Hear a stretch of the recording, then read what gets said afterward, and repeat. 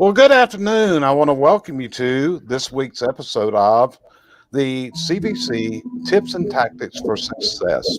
We do this show every week, and it's geared out to go out to small home service contractors, people to provide home services, but actually the things we're going to talk about can help any business owner. And every week I like to bring in a guest with me, and this week I've got a really special guy on with me.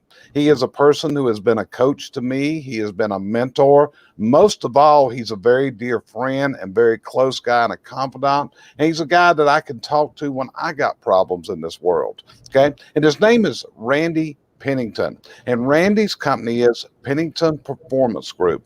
Randy is a speaker. He's a coach. He's an author. He's a consultant. And the biggest thing that Randy's specialization is, I'm going to say, is change and results. He has authored 2 books. One is called Results Rule. And a lot of times people talk about the E-Myth and also Traction, which are 2 books I often recommend. But I think Results Rule is also one that you can use because that's what it's all about. It's all about the results that you're going to get. And the other book that Randy has authored is Make Change Work. So, Randy, I want to welcome you today. I appreciate you taking time out of a busy schedule, which actually you're moving from one house to another. So, hey, I appreciate you giving us this time today, brother. Thank you so much, Jerry. I appreciate you giving me a chance not to be lifting boxes for a little while. Well, that's it. Well, we were supposed to do this show last week, but due to little things that came up, we've had to delay it. It was my fault. It wasn't Randy. I went through a little health issue last week. But, hey, we're back. We're good as new. We're rocking and rolling and going along. So I'm going to start this out because Randy does a lot of publication and writing. And Randy, you sent out an email blast this morning to people that follow you talking about the word for 2021 and the words that you would have selected to describe 2020, which your crystal ball wasn't good enough for 2020. We all know that. So tell us about your word. What do you see as 2021? What's the big words for 2021 for business owners? Well, let me say thank you, Jerry, so much, and thanks for actually reading the email. The word I chose for 2020, and I published this in December of 2019, was uncertainty, and uncertainty was there. But boy, I just didn't have any idea how much uncertainty there was going to be. I underestimated it. But this year, I think you can still say uncertainty. I mean, we've all seen the meme out there that says, I'm sending 2021 back. I've gone through the first 7 days. I didn't like it, so I'm sending it back. But I think for great businesses and for successful people, the word of the year is opportunity. Because we're moving from, if 2019 was about adapting to change as it comes at you, 2021 is about anticipating and pursuing opportunity that sets you apart in the marketplace. Okay. And some of the key words that you had last year, as COVID-19 rained its terror on us, as COVID-19 took over the world, changed so many of us, changed the way we did business and everything else, a lot of people started talking about this as the new normal. But you came up, and I believe you've even trademarked this term of the new next. So why did you not like the new normal? And what is it that caused you to go to the new next? Well, first off, if anybody that's known me for a while knows that normal is not always a word that gets associated with me. But the other part of normal, I grew up, quote, in a normal small town. I grew up in a little town called Greenville, Texas. It was a normal town. And if I said it was a normal town, it would have been exactly what you would expect from a Northeast Texas town of 23,000 people at the time that I grew up. And it never really changed that much. But I think we live in, and here's why I chose new next. Normal sort of assumes that we get into a pattern and it stays that way. Next, I don't think we ever get a new pattern. I think we're in a place where the new next, Jerry, is there's always something new. It's coming at us much quicker than it ever came at us before. I mean, if you think about it,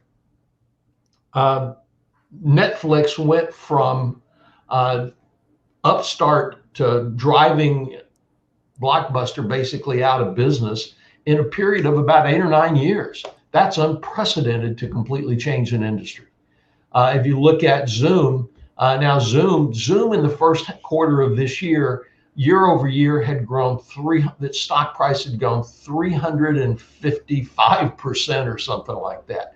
And so we're entering a phase where things are just coming at us so quickly that I don't know we ever get back to normal, but we always get back to next. That's it. And that's the whole thing. And I got to know, so everybody will know my background with Randy. I actually was in a group that he and several other people called the Ultimate Business Summit. And the neat thing about this was there was 3 of them that participated in this. It was Randy, it was Scott McCain, and it was Larry Winget. And we had meetings a couple times a year, and we had virtual meetings between. But the neat thing was when there was a question, Randy, all 3 of you had an individual point of view. And you actually, the 3 of y'all, along with some of the other people you mix with, like Mark Sanborn, Joe Calloway, and other people, y'all get together and y'all have a lot of communication that helps you see the light of where to go. Am I looking at this right? Yeah, I mean, we do. We talk a lot. We've known each other for all 25, 30 years or more. And so we all kind of know each other. We know, I know how Scott's going to look at almost everything from the lens he's going to look through. He knows the same with me. We all know the same with Larry and Mark and Joe. And I think that's really important for business today, is that if you only get one perspective, there's nothing wrong with that. It can be a great thing. But you need that variable in perspective to help you look at opportunities. I mean, the 2 questions that I'm asking myself now, I encourage every one of my clients to ask themselves right now, really 2 questions. One's what else? What else can I be doing to serve my customer in a way that I'm not doing it right now? And then what's next? What's the next logical iteration for making my processes efficient, making my experience better and more unique? I heard this thing the other day, and it's one of my very new favorite things, is that every company and every individual needs to go approach every day, and the term is to sled every day, SLED. Now, you grew up, sled is like you ride down the hill. SLED is an acronym. Suck less every day. Okay. And that's what we all have to be focused on, is how do we continue to suck less every single day?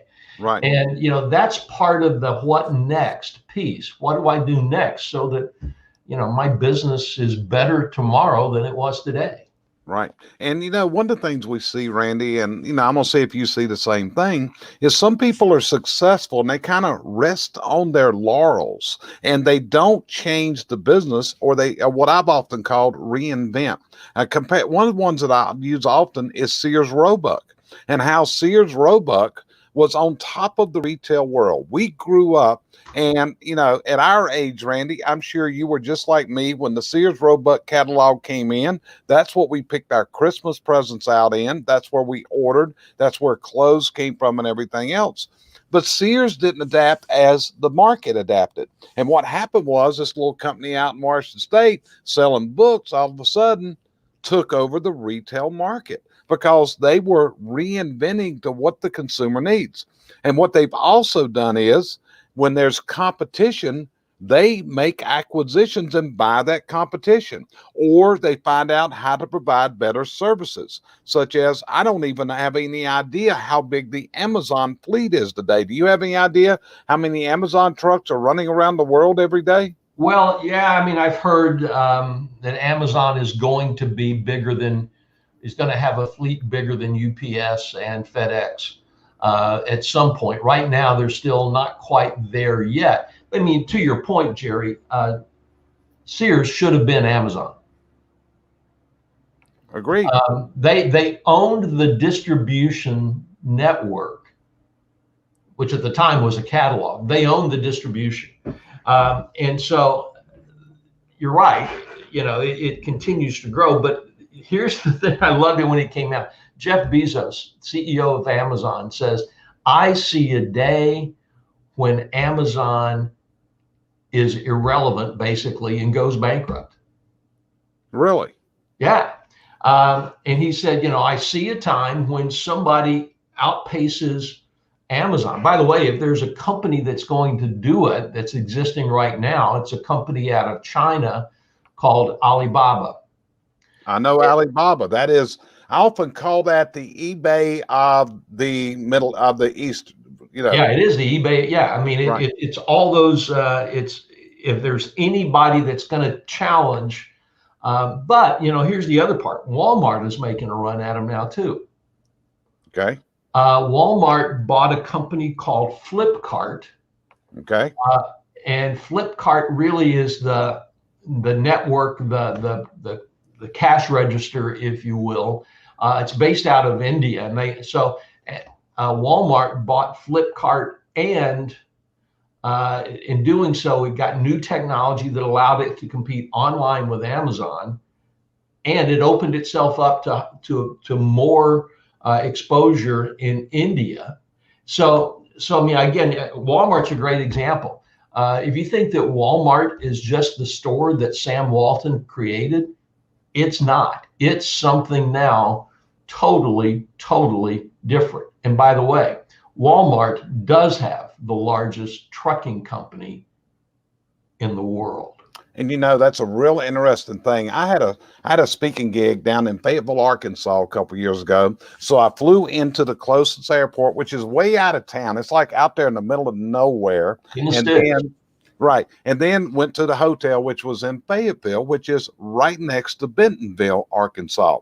So I had some time to kill. So I went to the Walmart Museum. Okay. And it was so interesting in there because of the things that Sam was doing, such as getting in an airplane.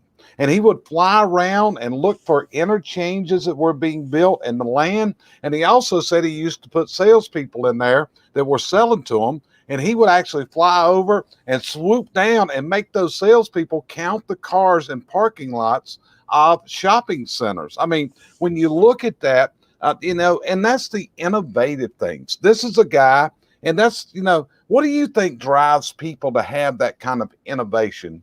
Randy, what is it? You've been around people like that. What drives them? Well, they say that people do things for one of two reasons: that crisis pushes people to change the way they do things, or opportunity pulls them. Yeah. And then when I talk about change, and by the way, all change in behavior, whether it's changing your behavior, changing your business, doing things new, being innovative, it's either a crisis or an opportunity. Both of those work. I subscribe to, in the way I think about it for myself, I try to exist in a positive state of productive paranoia. Okay. Which means I'm always thinking that what's going to happen next? What could go wrong? What could go right? The positive state is what could go right and how could I capitalize on it? But the productive paranoia, I love, Herb Kelleher was the chairman and later CEO of Southwest Airlines. Herb said one time, I have famously predicted 11 of the last 3 recessions. Yeah. So let me ask you this. And that's sort of that productive paranoia. I think Sam had the same thing. It was this always, how do we win? And more important, how do we keep from getting beat? Right. And see and I call this a disease. Do you ever get work with people as a consulting and they are actually go dead in the water because of what we call paralysis by analysis, where they actually just freeze up and they're scared to death? Do you see that happening? Yeah, I don't see it very often though, because I don't really put up with it much anymore. But yeah, I've seen it. I see it all the time. I mean, I've seen people sort of get to that point, and I just continue to go back and say, look, you've got to decide. So you're making a choice right now. Even when they're paralyzed by analysis, they're making a choice. and it's the choice to do nothing to get more, to get more information. And so I try to reframe it as anytime I see people stuck, you're making a choice right now. Is the choice that you want to make to do nothing or to do something? Okay. Because yeah, if your choice is to do nothing, you can analyze data all you want. It's a good excuse for not doing anything. Yeah, but that's what we call a derelict that's sitting in the side ditch that just lets their life rot away, right? Would you agree? Right. Absolutely. Yeah. But when you ask people, is your choice right now, is the choice you want to make to do something or to do nothing? And once and everybody always goes, well, I know I want to do something. Okay, do something. What's the worst that could happen? The worst could happen, most of us, you're wrong. Okay. I mean, if somebody's going to get killed or whatever, then maybe think more about it. But you like, what's the worst that could happen? Could you live with that? Good. Let's go. Okay. So let me ask you this, Randy. 2020, what do you think are the leading lessons that business owners should have learned from 2020? Oh, man. I thought about that. I wondered if you were going to ask that question. So three things that came up that I saw and that I learned. First off, you know, when we do strategic planning, we always do that SWOT analysis. Right. Strengths, weaknesses, opportunities, and threats. Yeah. Everybody's paying much more attention to the threats piece after this year. Mm-hmm. I mean, when I used to do that, I know you did too. You do that with your clients. The threats was always, it was something they glossed over it. Mm-hmm. Yeah, nobody's glossing over threats anymore. They got real. Yeah, because threats are real. So that's the first thing that I think that you'll learn. Yeah. The second thing is really kind of exciting. I think if you survive this year, you and your business proved that you could change more and change faster than you ever imagined. Okay. That's good news. Mm-hmm. I mean, I've got this one client that told me they implemented their 5-year technology plan in about 5.5 or 6 months. Really? Yeah, they had to. I've seen businesses spring up and do things they've never thought about before because they had to. So you and your business, what you've done is prove just how much you and your business can change. Okay. And so there's no excuse anymore. The third thing that I think is really important is, and this is something you've heard me say a lot, and I still believe it's true more now than ever, is that the culture always wins. Mm-hmm. It didn't matter what kind of strategy you had in 2020. If your culture and your people were not with you on that journey, you were toast. You didn't make it. So, I mean, those are the big things that pop up, and we could talk about 100 more. Okay. We got a question came up on the screen from Donovan that does training for me. And he said, does the threat analysis lead to more opportunity now? It can. It's a great question, Donovan. And I think that it can lead to more opportunity if you frame it that way. So, I mean, I think you can look at threat as, so you're walking through the forest on a hike, and you got bears where you live, don't you, Jerry? Yes. All right. So you see a bear in the wood. Is that a threat or an opportunity? To me, that would be a threat if I ran into one. Okay. Right. I don't really see the opportunity there. Yeah. So the threat is, it's a big bear in the woods. I leave. It's just a threat. I got to avoid the threat. I back out, do all the things that I've been taught, and I leave. On the other hand, if you had a big old rifle in a freezer. Yeah. All right. Now it's an opportunity. Yeah. But you have to be prepared to take that opportunity. You got to you got to have your rifle with you. Right. That's sort of the way I think about it. It could be either or, maybe sometimes it could be both. Yeah. When you were talking about the SWAT meetings back last March, and we did a lot of SWAT meetings in person. We did them virtual last year, but we kept on because I just believe it. And we actually added a 5th letter to this, Randy, and that was the letter F.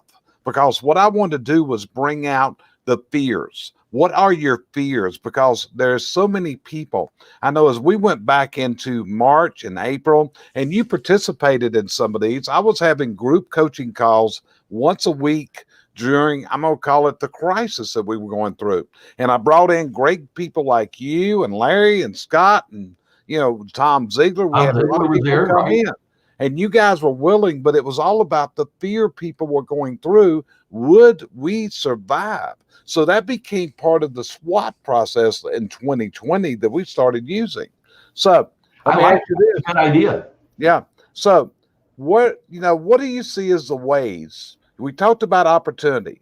So if a business owner is going to move to a higher level in 2021, what have they got to be doing? The first thing is executing. Um, I I don't know that you need a new marketing message. Maybe you do, I don't know. But I think, execute, so that you're doing what you said you would do and you're doing it flawlessly. Execution is critical. Jerry, I know your audiences, there's a lot of, blue collar service industry people. I've been dealing a lot with those folks over the last 8 or 9 months as I've been, I'm not just moving to a new home. We didn't remodel it. We renovated it. We took it back to the studs. I've been dealing with a lot of trade and service people over the last 9 months. The very best ones, they didn't change their marketing message, but boy, they sure executed really, really well. I didn't have to ask them to go back and do rework. First off, it costs you money, but the other part is it really ticks off your customer. And so they got it right. The other thing that I'm thinking for 2021, I think everybody's a little tired and frustrated right now, for all kinds of reasons.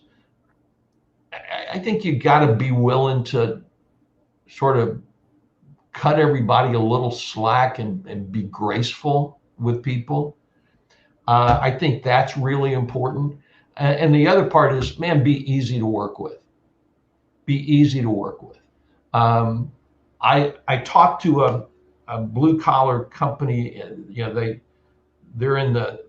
build pools basically, and they told me they were booked up to like next fall right now.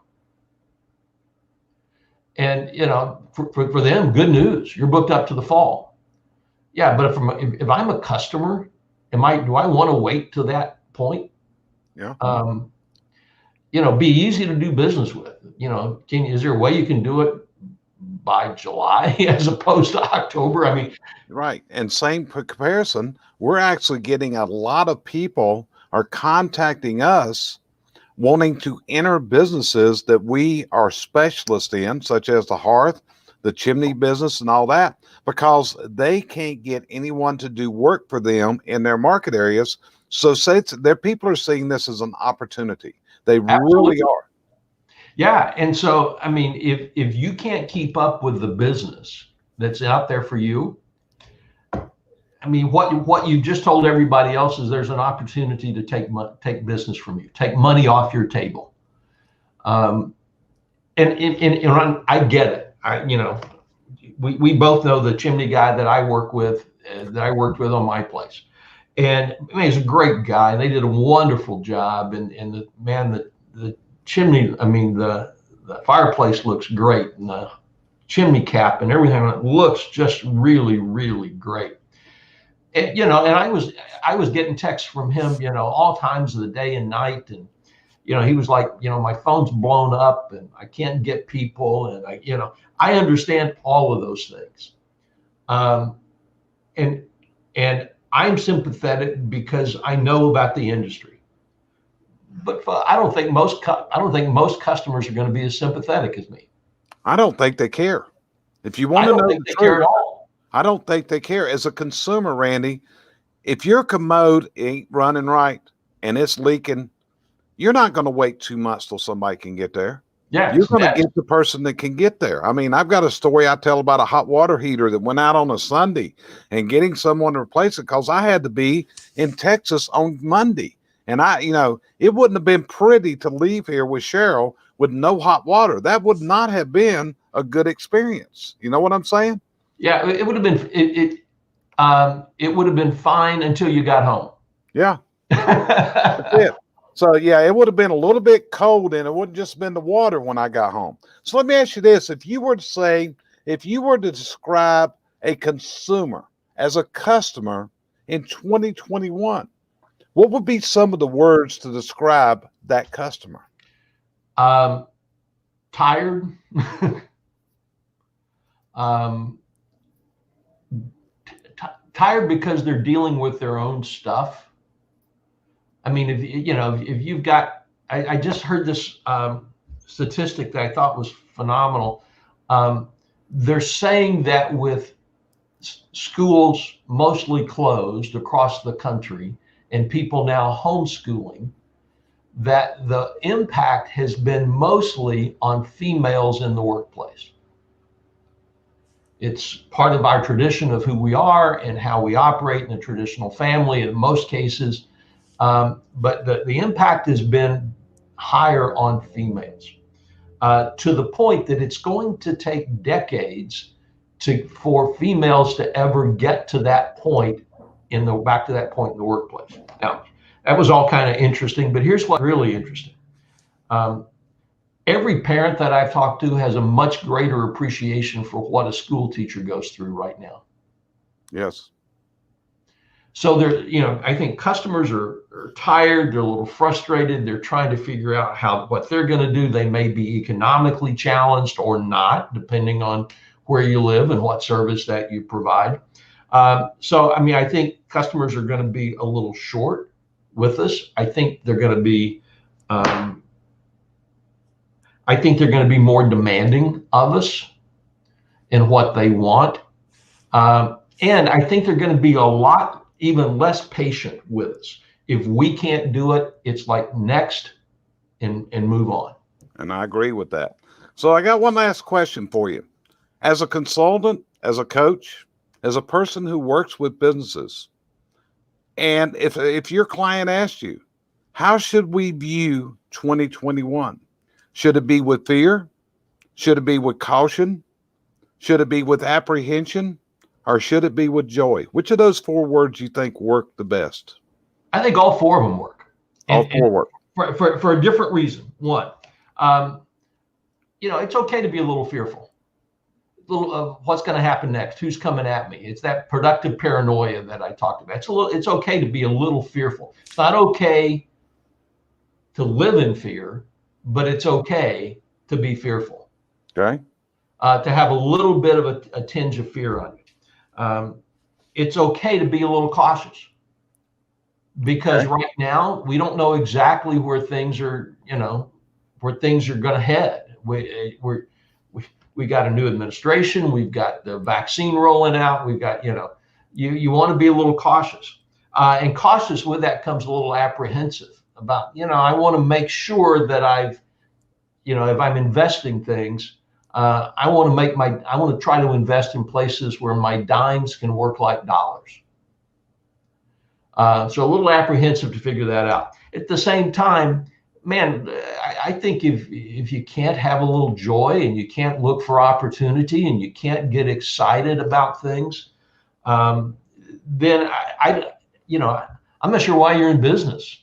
Business. One of the joys in my mind of business ownership is being able to wake up every single day and think, man, today I have a chance to make it on my own. I have a chance to write my own story. I have a chance to make a mark, to do good work.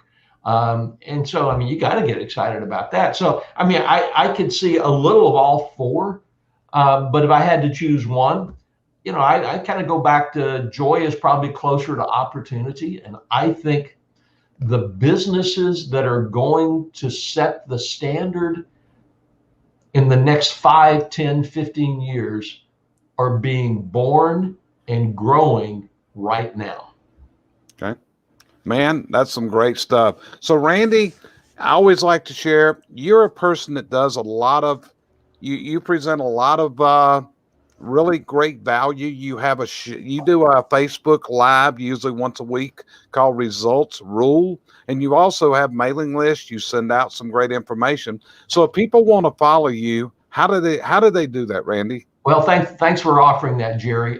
If you're interested, we have a little small private Facebook group. If you go on Facebook, it's called Results Rule, Doing Business in the New Next.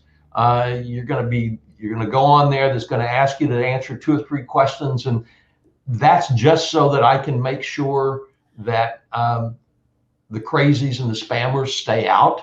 It's a way I can do a little quality check. So you can go on there, and you're right. I try to do something every week. The other place is if you go to my website, penningtongroup.com, Pennington Group, all one word.com, you'll see a spot you can sign up for the newsletter. I'm not one of these newsletter people. Jerry will tell you, I send out about once a month. It's not salesy. It's not spammy. It's an idea or two that you can use. And the best thing about the newsletters, the list is relatively small. I had one person today, and I can track one person today, Jerry, when I checked, had already shared that email with 20 other people. Really? And we get a lot of that. We get people that, send it to everybody in their business. Yeah. Go to penningtongroup.com. It says sign up for email, sign up for the newsletter, sign up, let me know. But yeah, we'd love to have everybody. Right. And the thing on Fridays that you do, this is really great. Once you make a comment, and Randy knows you're on there, you can ask questions in there through the comment section. And I try to participate in them as much as I can, unless I'm on a trip. Usually if I'm in my office or not on the call, I'll just come in and tell Randy good afternoon, and he knows I'm on. And we have some really good conversations. And see, that's what's great about guys like Randy and the other people that we're able to network with. We're able to learn. I mean, myself and Cheryl, Randy, you've been an inspiration to us. We've had private calls with you. You know some of the challenges that we face in our businesses. And you've been a super mentor and a coach to us since we've known you, my friend. And I really want to appreciate that. And I also want to thank you a lot with my health stuff that I had last week. You were there as a person that was really checking on me and really interested. And so I really want to thank you, my friend. Okay. Well, it's my pleasure, Jerry. You and Cheryl are 2 of the good ones, no doubt about it. It's one of those, sometimes, it's probably one of the great things about being in our business is there are a lot of people that sort of go in and out of your life and your business, and you never deal with them. But just occasionally you find those people who really that you connect with and that you like and you enjoy being around and are good folks. And that's part of the best. That's some of the best parts of doing this. And you and Cheryl are absolutely part of that group. Well, I appreciate that. And I want to thank everybody for joining us today. Like I said, we put this show on once a week. It is our tips and tactics, and we try to bring on a super guest every week. Now, next week, so you know, my guest is going to be talking about how you use software as a management tool. A lot of people think we use software, and it may be just to tie the books in, or you may be using it for scheduling. But what I've got an expert coming in, and he uses a product called Service Titan in his business, when he's going to share with you how he uses this as a management and a tracking tool. And one of the things you got to be able to do in business is you got to be able to track and measure. If you can't track and measure it, you can't improve. Randy, before you go, would you agree with what I'm saying, the things I'm just saying? Yeah, if you can't measure it, it's not real. That's it. So appreciate it. Join us next week. And Randy, once again, I really want to appreciate you being here with me today. I'm sure my listeners got a lot out of this. So appreciate it a lot, my friend. With that, we're out of here, folks. Appreciate you joining us.